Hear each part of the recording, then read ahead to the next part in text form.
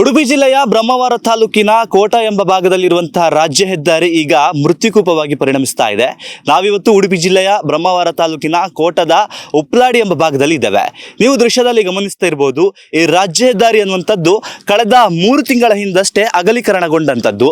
ಆದರೆ ಈಗ ಈ ರಾಜ್ಯ ಹೆದ್ದಾರಿ ಏನಿದೆ ಒಂದು ಮೃತ್ಯುಕೂಪವಾಗಿ ಪರಿಣಮಿಸ್ತಾ ಇದೆ. ಈ ರಾಜ್ಯ ಹೆದ್ದಾರಿ ಅನ್ನುವಂಥದ್ದು ಮಲೆನಾಡು ಹಾಗೂ ಕರಾವಳಿಯನ್ನ ಪ್ರಮುಖವಾಗಿ ಸಂಪರ್ಕಿಸುವಂತ ಒಂದು ಮೂಲ ಸಂಪರ್ಕ ಕೊಂಡಿ ಅಂತ ಹೇಳ್ಬೋದು.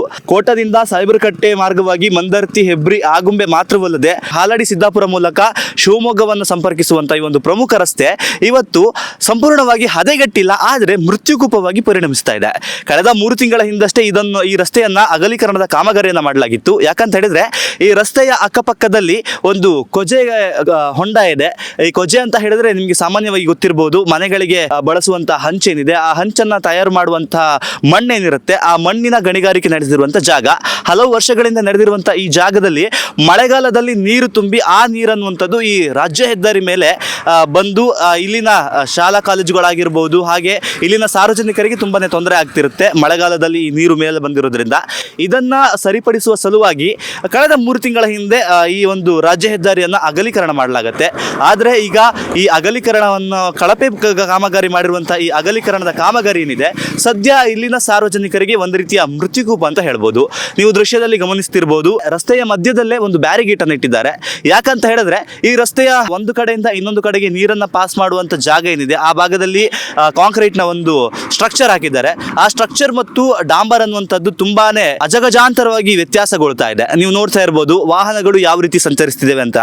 ಈ ಇಷ್ಟೊಂದು ಅಪಾಯಕಾರಿಯಾದಂತಹ ಒಂದು ಎಡ್ಜ್ ಇಲ್ಲಿದ್ರೂ ಕೂಡ ಇದಕ್ಕೆ ಸಂಬಂಧಪಟ್ಟ ಅಧಿಕಾರಿಗಳು ಯಾಕೆ ಮುತುವರ್ಜಿಯನ್ನು ವಹಿಸ್ತಾ ಇಲ್ವ ಅನ್ನೋಂಥದ್ದು ಸಾರ್ವಜನಿಕ ವಲಯದಲ್ಲಿ ಸದ್ಯ ಮೂಡ್ತಿರುವಂತ ಪ್ರಶ್ನೆಯಾಗಿದೆ. ಇಲ್ಲಿ ಯಾರಾದ್ರೂ ಹೊಸಬ್ರು ಬಂದ್ರೆ ಅವರು ಅತಿ ವೇಗದಲ್ಲಿ ಒಂದು ರಾಜ್ಯ ಹೆದ್ದಾರಿ ಇದೆ, ತುಂಬಾ ಅಗಲವಾಗಿದೆ, ಅತಿ ವೇಗದಲ್ಲಿ ಅವ್ರೇನಾದ್ರೂ ಬಂದ್ರೆ ಈ ಒಂದು ಎಡ್ಜ್ಗಳ ಮೂಲಕ ಸಾಗುವಾಗ ಅಪಘಾತವಾದ್ರೆ ಅದಕ್ಕೆ ಯಾರು ಹೊಣೆ? ಇದಕ್ಕೆ ಸರ್ಕಾರ ಹೊಣೆ ಆಗುತ್ತಾ ಅಥವಾ ಸಂಬಂಧಪಟ್ಟ ಅಧಿಕಾರಿಗಳು ಹೊಣೆ ಆಗ್ತಾರ ಅನ್ನುವಂಥದ್ದು ಕೂಡ ಸದ್ಯ ಸಾರ್ವಜನಿಕ ವಲಯದಲ್ಲಿ ಮೂಡಿ ಬರ್ತಿರುವಂತ ಪ್ರಶ್ನೆಯಾಗಿದೆ. ಸರಿಸುಮಾರು 3 ತಿಂಗಳ ಹಿಂದಷ್ಟೇ, ಏನು ಹೆಚ್ಚು ವರ್ಷಗಳು ಕೂಡ ಆಗಿಲ್ಲ, 3 ತಿಂಗಳ ಹಿಂದಷ್ಟೇ ಕಾಮಗಾರಿಗೊಂಡಂತಹ ಈ ಒಂದು ರಸ್ತೆ ಈಗ ಮತ್ತೆ ಅಪಾಯದ ಹಂತದಲ್ಲಿದೆ. ಹಾಗೆ ಈ ರಸ್ತೆ ಅಕ್ಕಪಕ್ಕದಲ್ಲೂ ಕೂಡ ಸಾಕಷ್ಟು ಮಣ್ಣನ್ನು ಹಾಕಿದ್ದಾರೆ. ಯಾರಾದರೂ ರಾತ್ರಿಯಲ್ಲಿ ವೇಗದಲ್ಲಿ ವಾಹನದಲ್ಲಿ ಬರ್ತಾ ಇರಬೇಕಾದ್ರೆ ಏನಾದರೂ ಎಮರ್ಜೆನ್ಸಿಗೆ ಅವರು ರಸ್ತೆಯಿಂದ ಕೆಳಗಿಳಿಸಿದ್ರೆ ಅವರ ವಾಹನ, ಈಗ ಸಣ್ಣ ಪುಟ್ಟ ವಾಹನವಾದ್ರೆ ಏನೋ ನಡೆಯುತ್ತೆ, ಆದರೆ ಈ ಹೆವಿ ವೆಹಿಕಲ್ ಏನಾದರೂ ಕೆಳಗಡೆ ಬಂದ್ರೆ ಖಂಡಿತವಾಗಿ ಹೂತುಕೊಳ್ಳುವುದಂಥದ್ದು ಸಹಜ.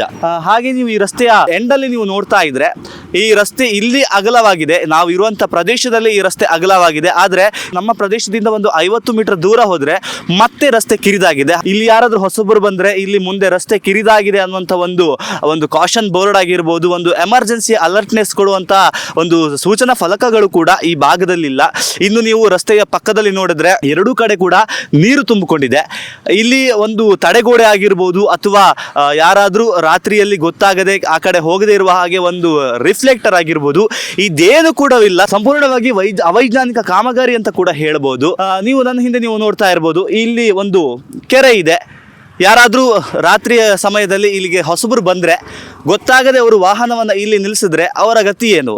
ಯಾಕಂತ ಹೇಳಿದ್ರೆ ಒಂದು ರಸ್ತೆ ಅಂತ ಹೇಳಿದ್ಮೇಲೆ ಆ ರಸ್ತೆಯ ಪಕ್ಕದಲ್ಲಿ ಕೆರೆ ಇದ್ದರೆ ಅಥವಾ ಏನಾದರೂ ಒಂದು ಆಳ ಪ್ರದೇಶವಿದ್ದರೆ ಆ ಪ್ರದೇಶಕ್ಕೆ ಒಂದು ತಡೆಗೋಡೆಯನ್ನು ಹಾಕುವಂಥದ್ದು ಅಥವಾ ಒಂದು ರಿಫ್ಲೆಕ್ಟರ್, ಎಮರ್ಜೆನ್ಸಿ ರಿಫ್ಲೆಕ್ಟರ್ ಹಾಕುವಂಥದ್ದು ಅಥವಾ ಆಳ ಇದೆ ಅನ್ನುವಂಥ ಒಂದು ಸೂಚನಾ ಫಲಕವನ್ನು ಆದರೂ ನೀಡಬೇಕು. ಆದರೂ ಕೂಡ ಅದನ್ನು ಇಲ್ಲಿ ನೀಡಲಿಲ್ಲ.